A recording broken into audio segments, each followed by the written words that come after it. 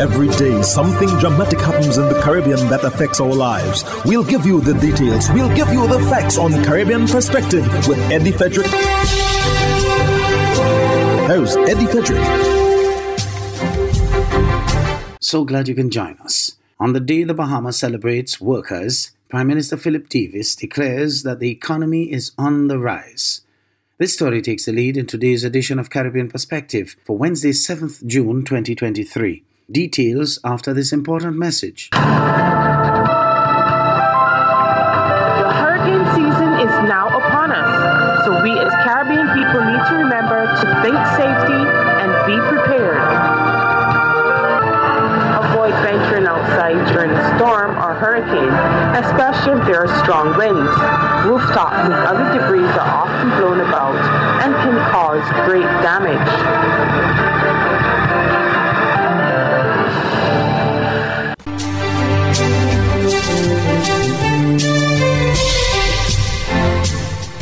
Welcome back. Bahamian Prime Minister Philip Davis says the local economy is on the right track.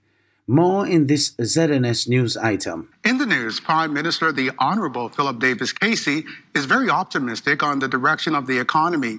He, along with members of his cabinet, participated in the annual Randall Fox Labor Day Parade here in the capital yesterday.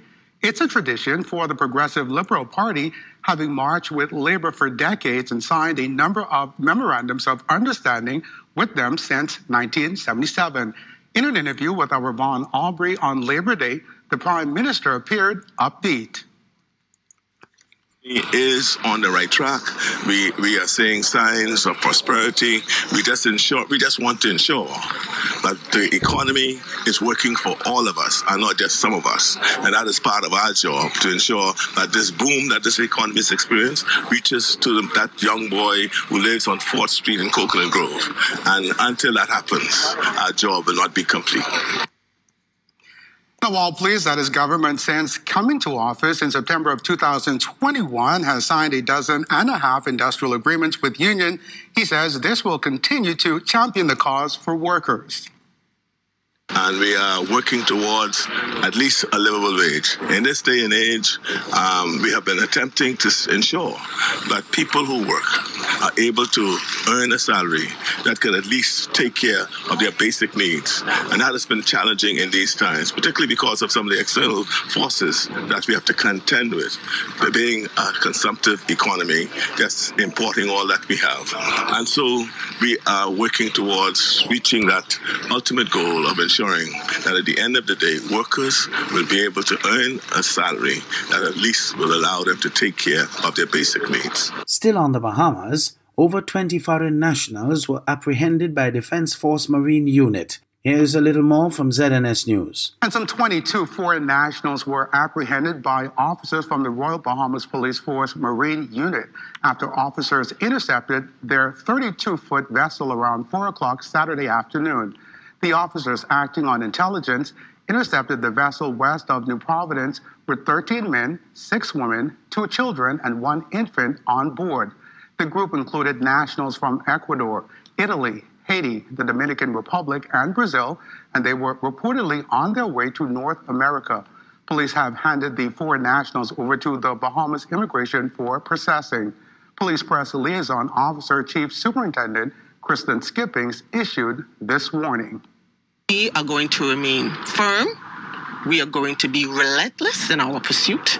And once we find out that you are engaging in human smuggling, human trafficking, we are going to place you before the courts, and you will rightly go where you rightly deserve. Over in Trinidad, the Senate amendments of the Municipal Corporation's extension of the terms of office and the Validation Bill 2023 have been passed in the House of Representatives. The passage of the bill makes way for the calling of local government elections once the bill is assented to by the President. The bill, which was passed in the lower house last Monday, went to the Senate where Clause 5 was amended. TTT News has more. What the other side had asked for was the entire deletion of Clause 5. and it is recorded in the pages that I've referred to. What I have done on reflection, and I ask this House to accept today, accomplish in the Senate, is to delete certain words for the clarity of Clause 5, the entirety of which the other side had asked to delete. The majority of opposition members walked out of the parliament during the debate on amendments to the Municipal Corporations Bill 2023. During her response, opposition leader Kamla Persad-Bissessar was cautioned several times by House Speaker Bridget Anisette George for not limiting her contribution to the amendment of Clause 5. You have been allowed a lot, but once you keep within the confines of the standing orders, of course, you have 30 minutes plus an additional 15. Take total objection to this course of action, and I will not participate in this debate.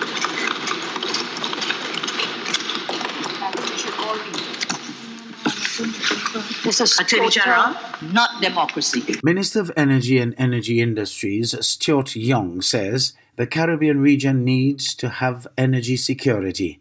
Minister Young was speaking at the opening of the Caribbean Sustainable Energy Conference on Monday.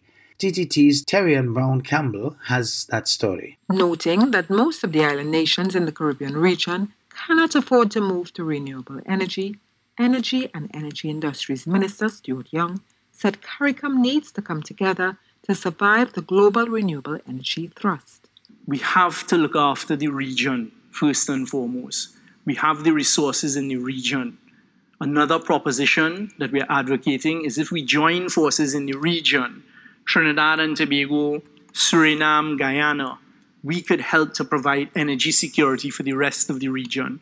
The minister said first world countries need to contribute to the cost of developing nations reaching to zero carbon status.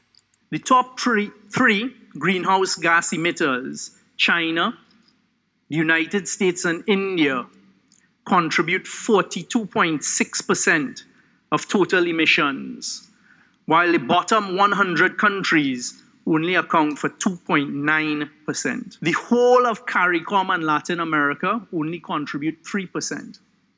Minister Young said his figures came from a March 2nd article in the World Resources Institute. He also quoted from another recent article which indicated the 5 countries that produce the most carbon dioxide are China, United States, India, Russia, and Japan.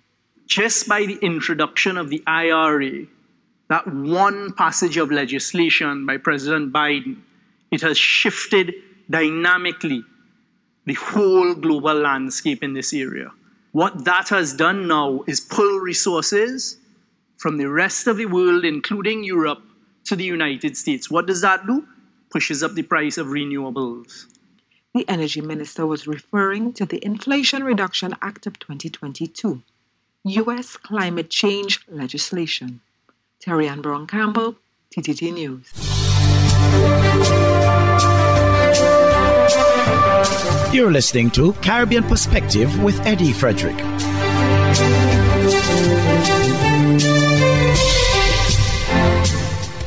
Trinidad and Tobago is requesting of the U.S. government that they amend the terms of the license authorizing the joint development of a promising offshore gas field with Venezuela. The United States in January issued a 2-year authorization for the Trinidad and a group of companies, including Venezuelan state-run oil firm PDVSA and Shell, to revive the Dermot project that would help Trinidad boost gas processing and export to its neighbors.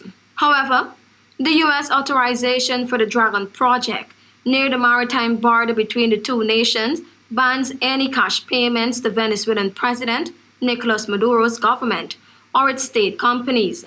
Trinidad Prime Minister Keith Rowley and Energy Minister Stuart Young met U.S. Vice President Kamala Harris last month in Washington to explain the proposed changes. A triple murder in Clarendon, Jamaica on Friday last has left a once peaceful community in mourning and shock. CVM Live's Kimberly Henry reports on the tragedy. The Frankfield Police in Clarendon are encouraging residents to work and support their lawful efforts rather than taking matters into their own hands in identifying criminals who committed a triple murder on Friday. The incident claimed the life of Kelvin Anderson, a 42-year-old Wisynco truck operator, Deroy Facey, 56, a farmer, and Cecil Ricketts, who is believed to be in his mid-50s. It is not usual in this quiet farming community. So as you know, the citizens are shaken. So we are here giving our support and doing some canvassing. As it stands now, we are still not sure of the reasons why these persons were killed. So we are here asking for the support of the citizen. We are also asking persons who know why these persons were killed that they reach out to us, the police. Reports are the men were at a shop in the Grantham community having a drinks when an SUV-type vehicle drove up on the location. Men alighted and opened gunfire, hitting all three men. The police were summoned. Upon arrival, they were seen lying lifeless. The community is now almost paralyzed by fear, as many are describing the rural area as a usually very peaceful one. Meanwhile, Member of Parliament Philip Henriquez is urging residents and youth to remain calm and trust in the security forces to bring the perpetrators to justice. We have to trust in the investigation of police and support them and see what comes out of it. But it is definitely out of character and very unusual for this part of the countryside to have a situation like this take place. Kimberly Henry, CVM Live. And in some news just coming to hand out of Port of Spain, Trinidad, Teteron Barracks, Chagaramas, remains on lockdown after a Galil assault rifle went missing during the early hours of Monday morning. The Trinidad and Tobago Defense Force Chief of Defense Staff says they will leave no stone unturned in trying to recover the weapon and locating the person responsible for its disappearance. Cindy Raghubatika Singh of TV6 News reports. We will not leave a stone unturned until we find that weapon, and those who are responsible will be dealt with. A Galil assault rifle that was assigned and in the possession of an on-duty Defense Force personnel has gone missing.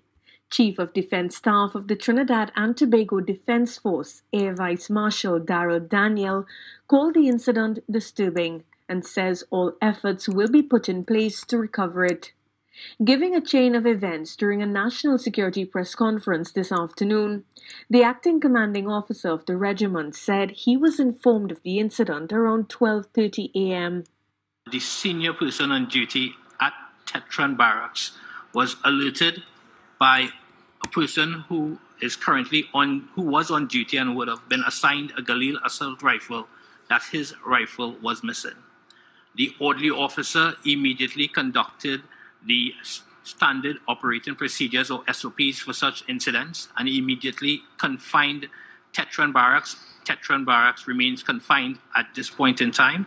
A search was immediately conducted and a preliminary investigation launched, but by late afternoon, the weapon had not been recovered. The police service was also informed and their investigations are also ongoing.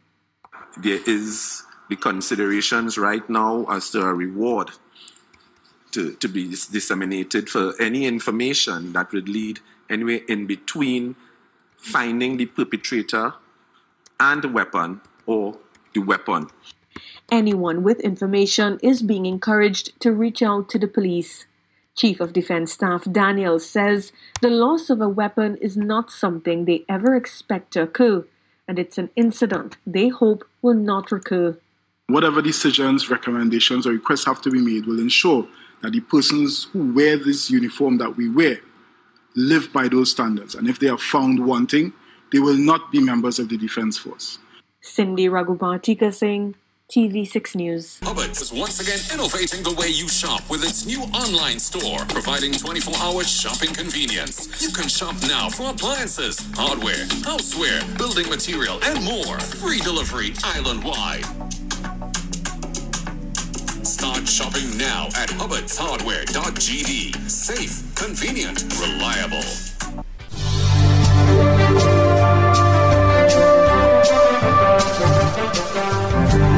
I am Eddie Frederick. This has been Caribbean Perspective, a whole new approach to highlighting developments in the Caribbean. In the meantime, please continue to log on to CaribbeanPerspective.com for more daily news and more.